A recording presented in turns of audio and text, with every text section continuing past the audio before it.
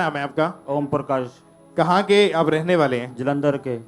पिछले 10 साल से आप किराए के मकान में रहते थे। हाँ जी। आप अपनी हालत के बारे में बताएं, उस समय क्या कंडीशन थी, कैसे रहते थे, कैसा वो मकान था, खुल के बताएं। कितने परिवार के मेंबर थे आप? हम 3 मेंबर थे, एक बच्चा था और हम किराए के मकान में बहुत मुश्किल से रहते थे। और जिस मकान में रहते थे वहां पे एक ही कमरा था? एक ही कमरा था। उसी में चारों फैमिली मेंबर्स रहते थे? हाँ जी, हाँ जी, हाँ जी।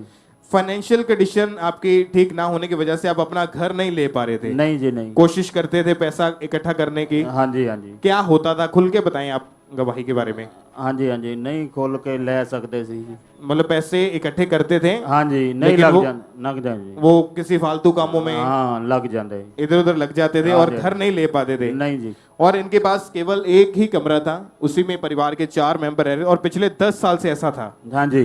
10 साल से किराए के मकान में। हाँ जी। इनके घर कोई रिश्तेदार जब आता था वो इनके घर में रुकता नहीं था। आपने लोगों के ताने मैंने सुने होंगे, लोग क्या बोलते थे आपको? हाँ जी, हाँ जी। बहुत मुश्किल से रिश्तेदार कहते ये घर ले ही नहीं सकते। और जब ऐसा बोलते थे फिर क्या मन में आता था? हाँ जी। क्या सोचते थे, क्या मन में आता जब ऐसा लोग बोलते थे? नहीं, मेरा प्रभु पे विश्वास थी।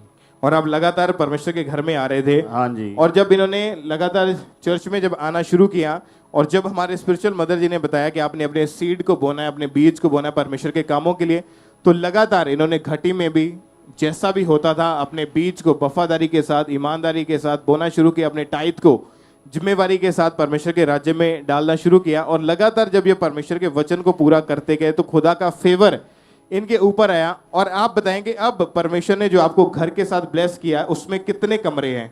उसमें 9 कमरे। 9 कमरे हैं। हाँ। 3 किचन है। हाँ। 4 वॉशरूम है। हाँ जी। बालकनी है। हाँ जी। और बड़े घर के साथ परमेश्वर ने आपको ब्लेस किया है। मैं 32 लाख दे घर ने ब्लेस किया। और 10 साल की वो शर्मिंदगी को परमेश्वर ने खत्म कर दिया है। हाँ जी, हाँ जी। क्या कहना चाहते हैं आपके परमेश्वर ने आपको ब्लेस किया है? परमेश्वर दे अड़े रहो ते परमेश्वर प्रभु जी। और ये कोई आम गवाही नहीं है, ये छोटी गवाही नहीं है। आपको क्यों बोला जाता है जब भी हमारे स्पिरिचुअल मदर बताते हैं या आपको बताया जाता है कि आपने अपनी ऑफरिंग, अपने सीड को बोना है, अपने बीज को बोना है, इसीलिए ताकि आपके जो कर्ज हैं, जो बंधन है, जो कर्जे हैं या जो कर्ज है आपके ऊपर, परमेश्वर उन चीजों को तोड़ के आपको ब्लेस कर सके। 10 साल से ये भाई संघर्ष कर रहे थे। 10 साल से पैसा इकट्ठा किया, कोई बीमार हो गया वहां लग गया, पैसा इकट्ठा किया, कोई चीज खराब हो गई, एक्सीडेंट हो गया, पैसा लग गया, कोई आशीष, कोई ब्लेसिंग नहीं। जब प्रभु के घर में आना शुरू किया, समझ आई परमेश्वर के वचन में कि हमने अपने बीज को बोना है। अगर परमेश्वर का काम हो रहा है, चर्च भवन बन रहा है, तो उसमें अपने सीड को डालना है। अगर सुसमाचार का काम हो रहा है उसमें अपने बीज को डालना है। अगर टाइट बोना है तो महीने में जब सैलरी आती है टाइट बोना है, तो मतलब बोना है, चाहे कैसी भी कंडीशन क्यों ना हो।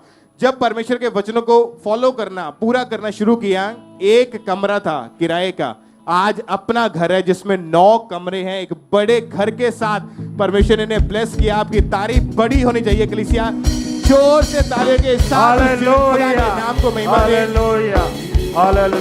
आप जानते हैं कि आपका बीज जब आप बोते हैं वो आपके लिए बात करता है। आपका बोया गया बीज आपके लिए फल को लेता है, आपके रास्ते को ओपन करता है। जब आपने बोना है आज के बाद, तो बाइबल में लिखा हर्ष से, आनंद से बोने वाले से परमेश्वर खुश होता है। तो आज जब बोना है आपने तो दिल खोल के बोना है ताकि परमेश्वर आपके कर्जों को खत्म करे, आपके श्रापों को खत्म करे। और आप भी इसी तरह अपनी फाइनेंशियल गवाहियों के साथ पुलपिट पे होंगे यीशु मसीह के नाम में। इस गवाही को रिसीव करते हुए, इसके लिए तारीफ करते हुए, जोर से ऊंची आवाज से हालेलुया कलीसिया बोलते हुए सब उस परमेश्वर के नाम को महिमा दे, परमेश्वर की तारीफ करें।